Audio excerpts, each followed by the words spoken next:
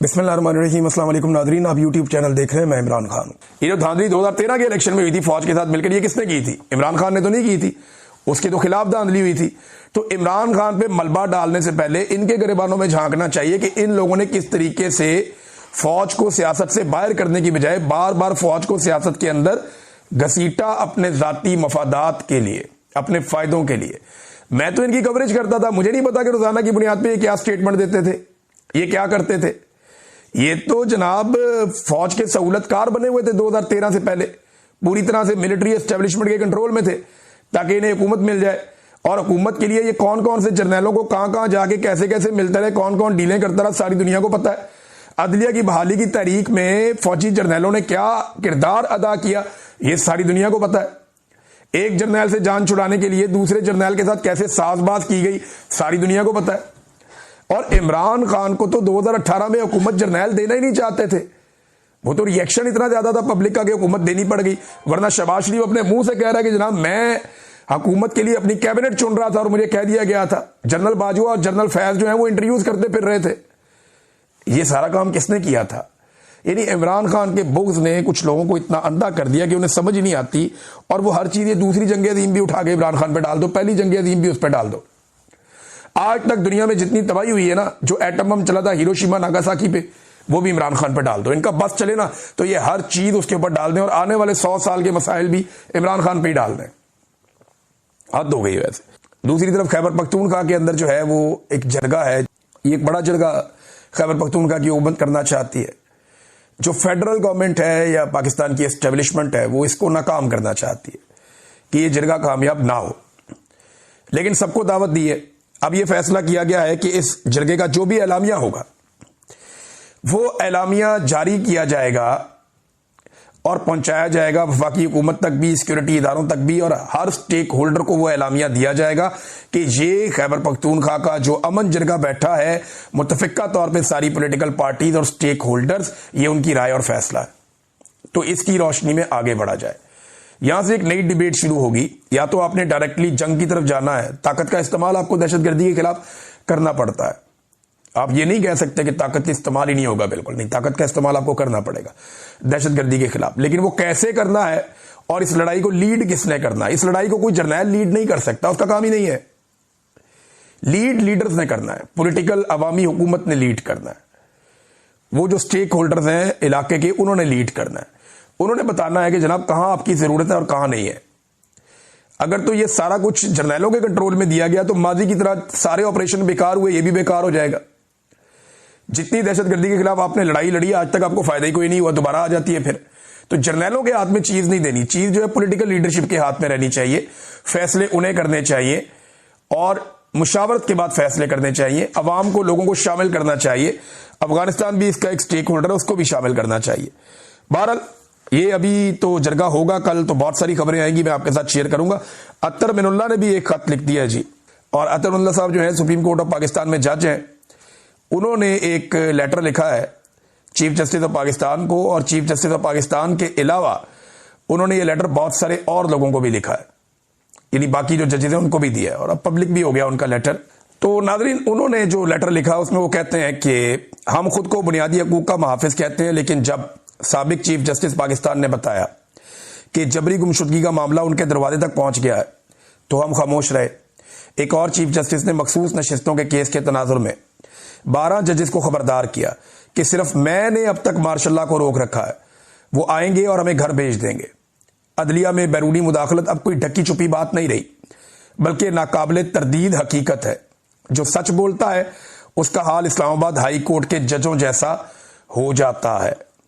انہوں نے پوری عدلیہ کو جھنجھوڑا ہے، جسٹس اطہر من اللہ نے۔ انہوں نے کہا جی اسلام آباد ہائی کورٹ کو عوامی اعتماد حاصل کرنے پر نشانہ بنایا گیا۔ بہادر ججز کے خط اور اعتراف سپریم کورٹ کے ضمیر پر بوجھ ہیں۔ ہم سچ جانتے ہیں مگر صرف چائے خانوں میں سرگوشیوں تک محدود ہیں۔ بیرونی مداخلت اب کوئی راز نہیں ہے، ایک کھلی حقیقت ہے۔ جو جج سچ بولتا ہے وہ انتقام کا نشانہ بنتا ہے، جو جج نہیں جھکتا اس کے خلاف احتساب کا ہتھیار استعمال ہوتا ہے۔ ہمیں یاد رکھنا ہوگا کہ عدلیہ عوام کے لیے ہے، طاقتوروں کے لیے نہیں ہے۔ عدلیہ کی نجات سچائی اور خود احتسابی میں ہے۔ ہمیں اپنی غلطیاں تسلیم کرنی ہوں گی اور اصلاح کرنا ہوگی. یہ جناب اطہر من اللہ صاحب کہہ رہے ہیں. انہوں نے مزید باتیں بھی کی یحییٰ افریدی صاحب کو لکھے ہوئے خط میں کہ سپریم کورٹ اکثر طاقتوروں کے ساتھ کھڑی رہی ہے, عوام کے ساتھ کھڑی نہیں ہوئی. ذوالفقار علی بھٹو کی انہوں نے مثال دی, نواز شریف کی, مریم نواز کی. پھر انہوں نے کہا جی عمران خان کے ساتھ ہونے والا سلوک اسی جبر کے ایک تسلسل کا آج حصہ ہے. جھنجھوڑنے کی کوشش کی سب کو اطہر من اللہ نے, لیکن اس وقت جو عدلیہ کی حالت ہے وہ ہم سب اچھی طرح جانتے ہیں کہ عدلیہ کہاں پہنچ گئی اور کس طرح پہنچائی گئی, اور یہ پاکستان کی اسٹیبلشمنٹ کا موجودہ سیاسی سہولت کاروں کے ساتھ مل کر ایک کارنامہ ہے. ناظرین, نے کچھ دانشور ہیں پاکستان میں, وہ آج بھی یہ کہتے ہیں کہ زرداری اور نواز شریف نے فوج کو دیوار کے ساتھ لگا کے سیاست سے باہر کر دیا تھا چارٹر آف ڈیموکریسی کے بعد, لیکن عمران خان نے فوج کو سیاست میں وہ کہتے ہیں جی کہ واپس ریلیونٹ کر دیا ہے. اب یہ جو دانشور ہے نا, یہ میرے خیال میں عمران خان صاحب کے بغض میں مبتلا ہے اور کوئی وجہ نہیں ہے. میں کچھ فیکٹس سامنے رکھتا ہوں جو نواز شریف اور زرداری نے کیے, حالانکہ اس طرح کے درجنوں ہیں, لیکن میں 5-7 آپ کے سامنے رکھتا ہوں جو ان دونوں نے مل کر کیے, جو چارٹر آف ڈیموکریسی کی روح کے خلاف تھے اور جس میں یہ فوج کی سہولت کاری کا کام ایک دوسرے کے خلاف کر رہے تھے. نمبر 1, یہ جو سڑکوں پہ گھسیٹنے والی باتیں تھیں, یہ اسٹیبلشمنٹ کے ساتھ کون ملاقاتیں کرتا تھا اور زرداری کو سڑکوں پہ گھسیٹتا تھا؟ یہ عمران خان نے تو نہیں کیا تھا. پھر جو میمو گیٹ سکینڈل آیا تھا جس میں حسین حقانی بھی پھنس گیا تھا اور سارے پھنس گئے تھے, اس میمو گیٹ سکینڈل میں جس میں پاکستان کی اسٹیبلشمنٹ کا ایک گھٹیا کردار تھا, وہ کون سا سیاستدان تھا جو کالا کوٹ پہن کر سپریم کورٹ آف پاکستان پہنچ گیا تھا؟ نواز شریف تھا نا, عمران خان تو نہیں تھا. پھر منتخب وزیر اعظم یوسف رضا گیلانی سے استعفیٰ کون مانگ رہا تھا؟ نواز شریف مانگ رہا تھا نا. آج بھی ویڈیوز موجود ہیں. جنرل کیانی کو ایکسٹینشن کس نے دی تھی؟ زرداری نے دی تھی, اور نواز شریف نے سہولت کاری کی تھی. عمران خان تو تب اسمبلی کا حصہ ہی نہیں تھا نا. تو پھر عمران خان پہ الزام آپ کیسے ڈال سکتے ہیں؟ جنرل کیانی کو سیاست میں کون لایا؟ یہی لوگ لے کر آئے. پھر عدلیہ بحالی کی تحریک میں اسٹیبلشمنٹ کے ساتھ کس نے ڈیل کی؟ پھر پنجاب کے اندر گورنر راج کس نے لگایا؟ یہ سارے کام کون کر رہا تھا؟ زرداری اور نواز شریف کر رہے تھے. پھر فوج کے ساتھ مل کر 2013 کے الیکشن میں پنچر کس نے لگائے تھے؟ بتائیں نا. یہ جو دھاندلی 2013 کے الیکشن میں ہوئی تھی فوج کے ساتھ مل کر, یہ کس نے کی تھی؟ عمران خان نے تو نہیں کی تھی, اس کے تو خلاف دھاندلی ہوئی تھی. تو عمران خان پہ ملبہ ڈالنے سے پہلے ان کے گریبانوں میں جھانکنا چاہیے کہ ان لوگوں نے کس طریقے سے فوج کو سیاست سے باہر کرنے کی بجائے بار بار فوج کو سیاست کے اندر گھسیٹا اپنے ذاتی مفادات کے لیے, اپنے فائدوں کے لیے. میں تو ان کی کوریج کرتا تھا, مجھے نہیں پتا کہ روزانہ کی بنیاد پہ یہ کیا سٹیٹمنٹ دیتے تھے, یہ کیا کرتے تھے. یہ تو جناب فوج کے سہولت کار بنے ہوئے تھے 2013 سے پہلے, پوری طرح سے ملٹری اسٹیبلشمنٹ کے کنٹرول میں تھے تاکہ انہیں حکومت مل جائے. ایک مرتبہ پھر وزیر اعلیٰ خیبر پختونخوا پہنچے اڈیالہ جیل کے باہر, لیکن انہیں ملنے نہیں دیا گیا. وہاں پہ جو پولیس ہے انہوں نے گھیر لیا اور انہیں روک لیا, اور ایک ایس ایچ او نے ایک صوبے کے وزیر اعلیٰ کو ایک مرتبہ پھر پاکستان کی سب سے بڑی اور مقبول پولیٹیکل پارٹی کے جیل میں ناحق قید لیڈر سے ملنے سے روک دیا. سادی بات یہ ہے, اور حقیقی خبر بھی یہی ہے کہ ایک آدمی جسے جیل میں رکھا گیا صرف اس لیے کہ پاکستان کی ملٹری اسٹیبلشمنٹ کے ساتھ اس کا کلیش ہے. ملٹری اسٹیبلشمنٹ چاہتی ہے یہ ہمارے مطابق چلے, اور وہ آدمی چاہتا ہے کہ نہیں عوام کے مینڈیٹ کے مطابق ملک چلے گا. اب اس آدمی کو اٹھا کے جیل میں ڈال دیا, وہ پاکستان کا سب سے مقبول آدمی ہے, لیکن اس کے باوجود پاکستان کی عوام نے اس کی جماعت کو جتوایا. تو بڑی مشکلوں سے انہوں نے ایک صوبے میں اپنی حکومت حاصل کر لیا. وہاں جو وزیر اعلیٰ ہے اسے ملنے کی اجازت ہی نہیں دی جاتی جب تک کہ وہ کمپرومائز نہیں کرتا. یعنی اسٹیبلشمنٹ نے ضد پکڑی ہوئی ہے تم ہم سے آ کر ملو, ہمارے دروازے پر حاضری دو, پھر ہم تمہاری ملاقات کرواتے ہیں عمران خان سے.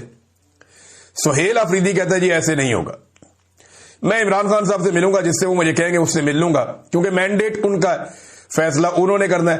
تو اور کسی چیز کی نہیں, سہیل آفریدی وفاداری کی قیمت ادا کر رہا ہے, اور خیبر پختونخوا کے جو ہمارے غیور پشتون ہیں انہوں نے ہمیشہ جو قیمت ادا کی ہے زیادہ تر وہ وفاداری کی ہی کی ہے, اور اسٹیبلشمنٹ نے ان کی وفاداری کا ناجائز فائدہ ہمیشہ اٹھایا ہے. اب ان کے اسٹیٹمنٹ جو آج کے ہیں وہ بڑے سخت ہیں. اگر آپ ایک دن پہلے کا عمران خان صاحب کے ٹویٹ اٹھا کر دیکھیں اور آج کے سہیل آفریدی کے بیانات اٹھا کر پڑھیں تو آپ کو آئیڈیا ہو جائے گا کہ یہ معاملہ کتنا گرم ہو گیا. اور کم سے کم جو موجودہ اسٹیبلشمنٹ ہے اس کے پاس اس معاملے کا کوئی حل بھی دکھائی نہیں دے رہا، سوائے اس کے کہ وہ ایک ضد ہے کہ جناب نہیں ملنے دینا تو نہیں ملنے دینا اور نہیں ملیں گے. تو یہ ایک ضد ہے، اس سے فرق کوئی نہیں پڑے گا. اس سے صرف آپ کے کپڑے اترتے جائیں گے اور ایک ایک کر کے آپ ننگے ہوتے جائیں گے. جب پالیسی عوام کے مفاد میں نہیں ہوگی، جس میں ہمیں اعتماد میں نہیں لیا گیا، وہ نہ ہم نے پہلے قبول کی تھی نہ آج قبول کرتے ہیں اور انشاءاللہ آئندہ بھی قبول نہیں کریں گے. دیکھیں، میں ایک بات پہلے بھی کہہ چکا ہوں، آج پھر کہتا ہوں کہ پاکستان کی ملٹری اسٹیبلشمنٹ کے پاس عمران خان ایک آخری چانس ہے اپنی عزت بچانے کا. پاکستانی قوم بہت آگے نکل گئی ہے. آج کچھ اور حقائق وزیر اعلیٰ خیبر پختونخوا نے بتائے. بہت ساری چیزیں میں جانتا ہوں، ایسی چیزیں جانتا ہوں آپریشن زدہ علاقوں کے بارے میں جو میں نے وہاں لوگوں سے سنی. اگر عوام کو بتائیں تو پاکستان میں آگ لگ جائے گی. تو بجائے کہ وہ چیزیں سامنے آئیں اور پاکستان کی ملٹری اسٹیبلشمنٹ کے لیے مزید سبکی اور پریشانی کی اور نفرت کی ایک لہر جنم لے، بہتر یہ ہے کہ عمران خان جیسے موقع سے فائدہ اٹھائیں.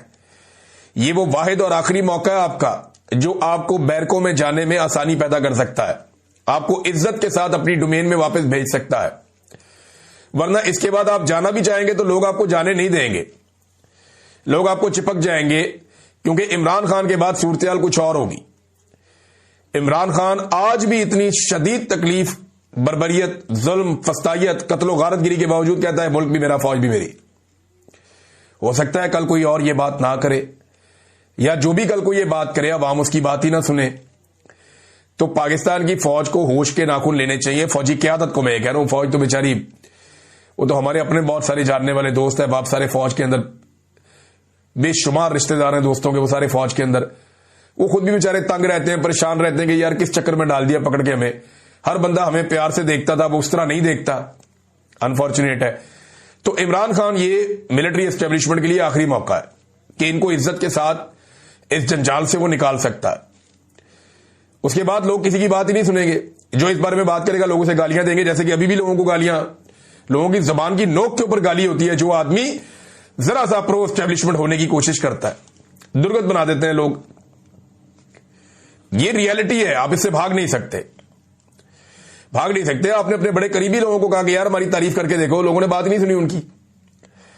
اور جن لوگوں نے آپ کے خلاف 4 جملے بول دیے، لوگوں نے ان کو اٹھا کے سر پہ رکھ لیا. ایمل ولی خان اور فضل الرحمان کے جملے وائرل ہو جاتے ہیں جو وہ اینٹی اسٹیبلشمنٹ بولتے ہیں. تو عمران خان ان کے بعد آخری موقع ہے، باقی مرضی ہے ان کی. یہ آئینی ترمیم پاکستان اور انڈیا کی جنگی حکمت عملی کے بارے میں نہیں ہے. یہ ٹاؤٹ اور یہ دانشور یہ آپ کے ساتھ غلط بیانی کر کے آپ کو غلط چورن چٹوا رہے ہیں. میں آپ کو بتاتا ہوں حقیقت کیا ہے. اس کا کوئی تعلق جنگی حکمت عملی سے نہیں ہے. یہ جو آئینی ترمیم ہے یہ صرف اور صرف سویلین سپرمیسی کو ختم کرنے کی ہے بس. یعنی جو اس وقت army chief field marshal Asim Munir صاحب ہیں، ان کے اختیارات کو بڑھانے کی ترمیم، ان کی طاقت کو سویلین حکومت کے مقابلے میں زیادہ کرنے کی ترمیم ہے. بس یہ بات ہے. بھئی انڈیا سے لڑنے سے کسی نے روکا آپ کو؟ جائیں جا کے لڑے. وہ آپ کے پانیوں کے اوپر بند باندھ رہا ہے، اگر آپ جا کے وہ بند توڑنا چاہے تو اس کے لیے کون سی آئینی ترمیم چاہیے؟ یا انڈین طیارے جو آپ نے گرائے ہیں، ٹرمپ نے تو مذاق ہی بنا دیا ہے. وہ پہلے 5 تھے، 6 تھے، 7 تھے، 8 ہو گئے. ابھی اس نے 8 طیارے بھی کہہ دیے ہیں ٹرمپ نے.